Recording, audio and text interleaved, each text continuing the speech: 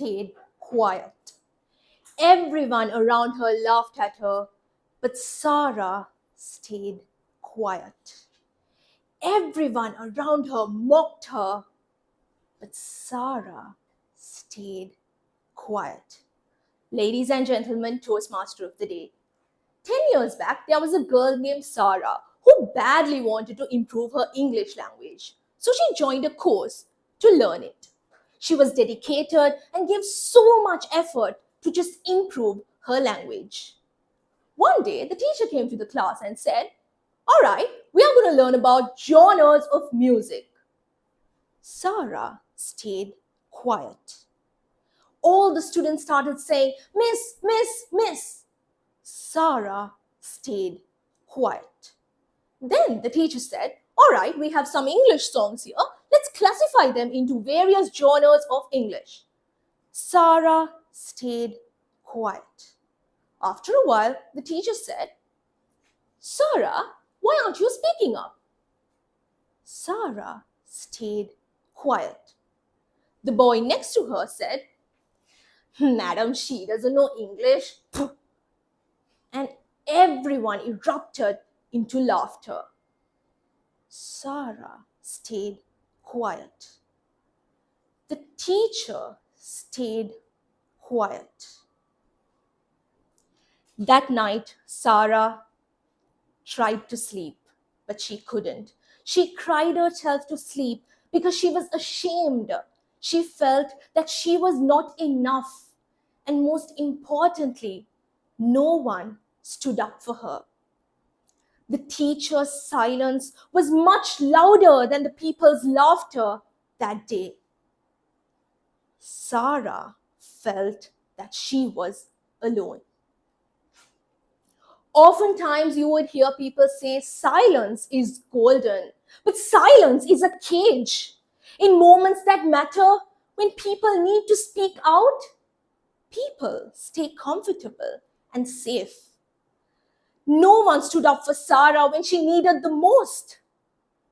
People stayed comfortable. People stayed silent. Now, this is not just a case of childhood bullying, because bullying goes right into our homes, workplaces, communities. Let's look at some stats.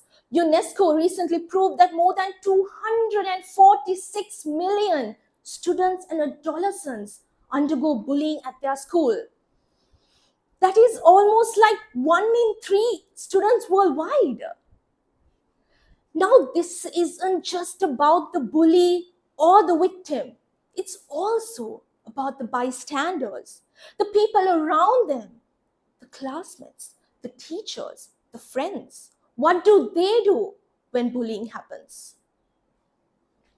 A recent article published by the Social Psychology Journal recently found that in the first 10 seconds, when someone intervenes, bullying is less likely to reduce by 57%.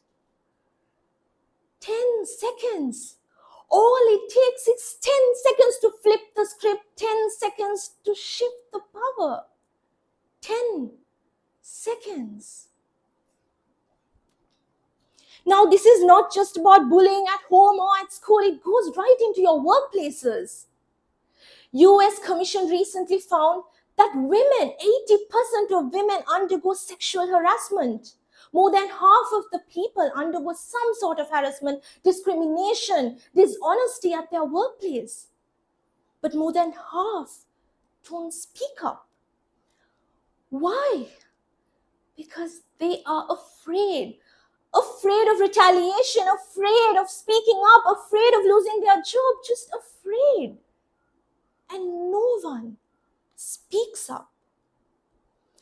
In the moments of wrongdoing, when you stay silent, it just encourages the wrongdoing. Time and time again, we have seen in history that in moments of injustice, progress happens when someone gives out their voice. For example, in civil rights movements, LGBTQ rights movements, for example, climate change, all of these movements, people speak up. People give out their voice. And the first voice could be rather trembling, a rather lone voice, but when they give their voice, a movement starts. And that's exactly where the change happens. I'm not asking you to change the world, but something you do can change someone's life and tell them that they matter. Now, when I'm telling you not to be silent, that doesn't mean I'm asking you to go to the rooftop and scream. Sometimes it's just telling the person next to you, I'm sorry. I know what you're going through, and it's not okay. It can simply mean sitting right next to them, never leaving their side, and voicing out your opinion if you see some injustice. Ladies and gentlemen, 10 years back, I was that Sarah. But today I'm standing in front of you speaking in English, and I came out of it. But how many people do? Some people still live through trauma, survive through it, and still suffer, and still are unable to come out of it. And no one speaks up for them. People often think and say that silence is a neutrality, but I believe that silence is a choice. Being silent, you believe that you don't want to speak up, and it makes the other person feel that they are not ready. Being silent is a choice, and the moment you make that choice, you give the power to the attacker.